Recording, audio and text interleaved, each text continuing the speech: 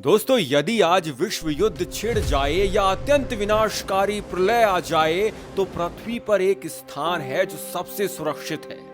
कैलाश। कैलाश पर्वत के अंदर एक नगर बसा हुआ है जिसे कुछ लोग शंग्रीला तो कुछ लोग शंबाला के नाम से जानते हैं, परंतु उसका असली नाम है अगरथा। एक रशियन डॉक्टर ने अपनी टीम के साथ कैलाश पर शोध किया तो उसे ज्ञात हुआ कि कैलाश पर्वत तो एक मैन मेड स्ट्रक्चर अर्थात मानव निर्मित संरचना जैसा है और कोई भी पर्वत ऐसा नहीं होता, इतना सिमेट्रिकल, इतना शेप में कोई भी पर्वत नहीं होता। ऐसा लगता है कि ये एक पिरामिड है और इसके आसपास ऐसे बहुत सारे पिरामिड हैं। उन पिरामिड के नीचे एक नगर होने की संभावना भी है, क्योंकि उस डॉक्टर को कैलाश पर्वत के अंदर से ऐसी आवाजें आ रही थी कि वहां पर कोई रहता हो, जैसे कि कैलाश पर्वत अंदर से खोखला हो।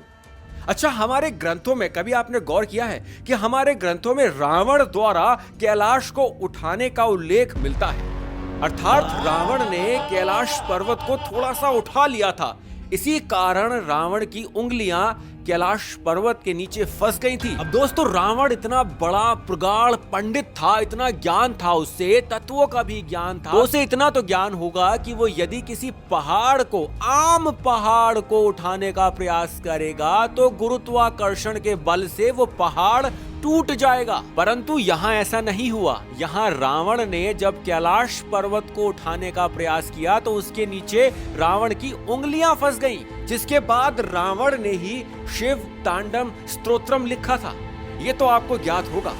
अब आप सोच के देखिए कि यदि रावण किसी पहाड़ को उठाता तो वो पहाड़ टूट जाता, परंतु कैलाश टूटा नहीं बल्कि उठ गया था। इसका अर्थ ये होता है कि रावण को ये बात पता थी कि कैलाश कोई आम पर्वत नहीं है। वहां जाना है दोस्तों, वो है मंदिर, थोड़ा नीचे है और वो मंदिर मैं आपको दिखाने लाया हूँ। बहुत ही इंटरेस्टिंग प्लेस है। और हमारे पूर्वजों को भी ये बात ज्ञात थी कि कैलाश कोई आम पर्वत नहीं है, महादेव का घर है। अब महादेव चोटी पर, कैलाश की चोटी पर ध्यान मग्न तो होते हैं, तप तो करते हैं, परंतु रहते कहां होंगे? कैलाश के अंदर। अभी मैं जहां हूं उसका कैलाश से फिलहाल तो कोई लेना देना नहीं है। अभी तो मैं आपको उत्तराखंड में एक ऐसे मंदिर का समूह दिखाने आया हूं जहां आदिकाल में महादेव ने एक रात्रि के लिए विश्राम किया था। अब आप सोच रहे होंगे कि मैंने आपको कैलाश के बारे में क्यों बताया, इतनी कहानी क्यों बताई जब मैं वहां जा ही नहीं रहा। तो वो इसलिए कि आपने कभी पहाड़ पर बने इन मंदिरों के स्ट्रक्चर पर गौर किया है। इतने सुंदर और मजबूत मंदिर, जटिल कारीगरी और पत्थर भी ऐसे जो यहां मिलते ही नहीं हैं। इस दुर्लभ वास्तुकला का ज्ञान वो भी आज से हजारों वर्ष पूर्व। इन कठिन परिस्थितियों में पहाड़ पर जहां चढ़ना तक मुश्किल है, वहां बिना किसी कारण बिल्कुल एक जैसे दिखने वाले मंदिरों का निर्माण बस ऐसे ही तो नहीं किया गया होगा। सोच के देखिए, यहां ऊपर से नीचे तक तकरीबन 1 किलोमीटर में पैदल चलकर आया हूं। आज यहां पर इतनी आबादी नहीं है, तो उस समय यहां पर क्या रहा होगा जब इन मंदिरों का निर्माण कराया गया होगा। ना रोड्स थी, ना यहां तक आने के लिए कोई व्यवस्था थी, ना टूल्स थे, ना इक्विपमेंट्स थे। फिर ये मंदिर बनाए क्यों गए थे? कभी सोचा है आपने? क्या इन मंदिरों का संबंध कैलाश पर्वत के अंदर बसे उस नगर से हो सकता है जिसके बारे में हम बहुत कम जानते हैं? कैलाश पर्वत के ऊपर चढ़कर कैलाश पर्वत के अंदर पहुंचना असंभव है, क्योंकि कैलाश के चारों तरफ एक प्रोटेक्टिव शील्ड है जो कैलाश का बचाव करती है। आप यदि कैलाश पे चढ़ने का प्रयास करते हैं तो थोड़ी ऊपर चढ़ने के बाद आपको ऐसा लगेगा कि आपकी आयु में वृद्धि हो रही है, आप अपने आप बूढ़े होने लगेंगे। जी हां, बहुत से लोगों ने अपने अनुभव साझा किए हैं और कुछ ही क्षणों में वहां पर आपकी मृत्यु हो जाती है। कुछ ऐसा है कैलाश में कि आप उस पर चढ़ नहीं सकते हैं, परंतु उसके अंदर प्रवेश कैसे मिलता है? क्या इन मंदिरों के द्वारा कैलाश का कोई मार्ग खुलता है? मुझे ऐसा लगता है कि ये मंदिर अपने अंदर बहुत ही बड़ा रहस्य छुपाए हुए हैं और उस रहस्य को छुपाने के लिए ही इन मंदिरों का निर्माण किया गया है। यह है दोस्तों बासु केदार, उत्तराखंड में बासु केदार। मान्यता यह है कि आदिकाल में भगवान शिव ने यहां एक रात्रि के लिए विश्राम किया था, वास किया था। इसी कारण इस स्थान का नाम हुआ वासु केदार, परंतु अब भ्रंश हो गया वासु केदार। इस मंदिर का निर्माण सर्वप्रथम पांडवों ने किया था। पांडवों ने ऐसे ऐसे स्थानों पर मंदिर का निर्माण किया है जिसके बारे में कल्पना भी नहीं की जा सकती। और अब मुझे ऐसा लगने लगा है कि वो स्थान महत्वपूर्ण स्थान रहे होंगे। वहां कुछ तो ऐसा है जो हमें ज्ञात नहीं है। और एक बात और है, मैंने यहाँ पर बहुत सारे मंदिरों के दर्शन किए हैं। गुप्त काशी के पास इतने सारे मंदिर हैं, कुछ के बारे में हम लोग जानते हैं, कुछ के बारे में हम लोग नहीं जानते। इन सभी मंदिरों का निर्माण लगभग एक सा है, एक सा, जैसे ताला और चाबी हो, एक सा निर्माण है। कहां से पानी आता है उन मंदिरों में, कौन सा झरना है, कौन सी नदी है, किसी को ज्ञात नहीं, किसी को ज्ञात नहीं। संभवतः वो पानी कैलाश पर्वत के अंदर किसी नदी से आता हो, किसी को भी ज्ञात नहीं है वो पानी आता कहां से है।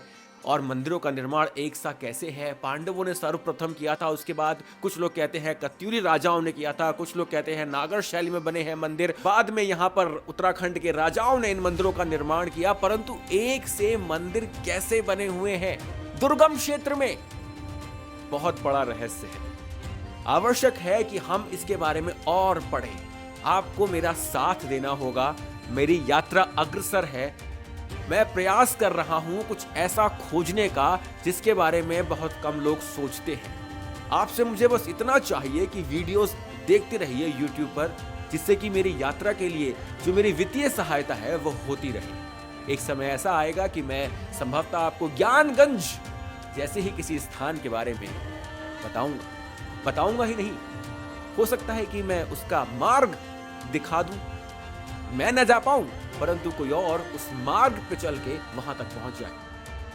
ये शिवलिंग देखिए दोस्तों, ऐसा नहीं लगता कि ये शिवलिंग किसी गुफा के मुहाने को बंद करने के लिए बनाया गया हो।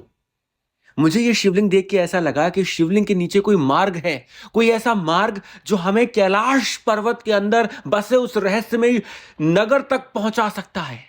मुझे ये शिवलिंग देख के ऐसा लगा कि ये शिवलिंग को, इस पूरे प्रांगण को मंदिर के किसी मार्ग को छुपाने के लिए बनाया गया हो। आप जब भी यहां आते हैं शिवलिंग को एक बार गौर से अवश्य देखिएगा, आपको एक अलग ही अनुभव होगा। आपको ऐसा अनुभव होगा कि ये शिवलिंग किसी गुफा को बंद करने के लिए उसके ऊपर ये शिवलिंग का निर्माण कराया गया हो। किसी को संदेह नहीं होगा कि शिवलिंग के नीचे से एक मार्ग है जो कैलाश पर्वत तक पहुंचता है। अब तो पहुंचना संभव नहीं है, हजारों वर्ष हो गए हैं, परंतु ये शिवलिंग देख के मुझे ऐसा लगा कि कोई ना कोई रहस्य ऐसा है जो हमसे छुपाया गया था और आज भी वो छुपा हुआ है। यहां पर आपको एक बार अवश्य आना चाहिए। यहां पर आपको सन्नाटा नहीं मिलेगा, शांति मिलेगी। स्वयं से बात कर सकते हैं, मेडिटेट कर सकते हैं। इन पत्थरों को, इन मंदिर के पत्थरों को छूकर आपको महसूस होगा कि यहां पे कोई ऐसी शक्ति है जिसके बारे में हम जानते नहीं, या हम जानना चाहते नहीं, क्योंकि हम डरते हैं उस शक्ति से। बहुत ही सुंदर स्थान है दोस्तों, अवश्य आइएगा एक बार। यह जीवन का वो अनुभव है जो आपको एक एहसास देगा किसी दूसरी दुनिया में होने का। आपको ऐसा लगेगा कि आप किसी दूसरी दुनिया में पहुंच गए हैं। यदि आपको वीडियो अच्छा लगा हो तो कमेंट सेक्शन में हर हर महादेव लिखकर ही जाइएगा। हर हर महादेव।